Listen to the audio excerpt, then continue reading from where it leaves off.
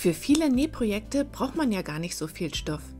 In diesem Video siehst du, wie man aus einem Kissenbezug ein Portemonnaie nähen kann.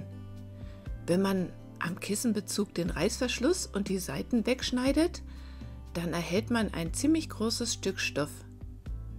Genug Platz, um zum Beispiel die Teile von meinem Schnittmuster Pepita aufzulegen.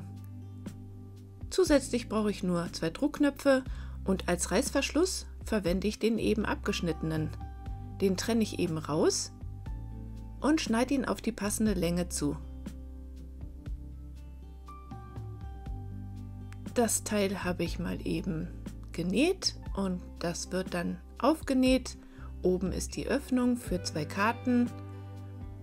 Hier siehst du, wie ich das Reißverschlussfach einnähe.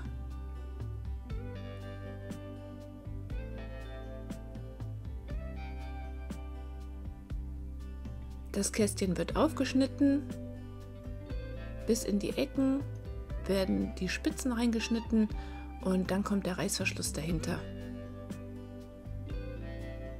Auf der Rückseite wird nun die Tasche genäht für das Kleingeld. Das Ganze wird dann zusammengefaltet. Die komplette Anleitung findest du auf meinem YouTube-Kanal und das Schnittmuster in meinem Shop. Jetzt wird das Ganze noch gewendet und es wird gebügelt. Wenn das gut ausgeformt ist, einmal drüber bügeln, dann nochmal wenden.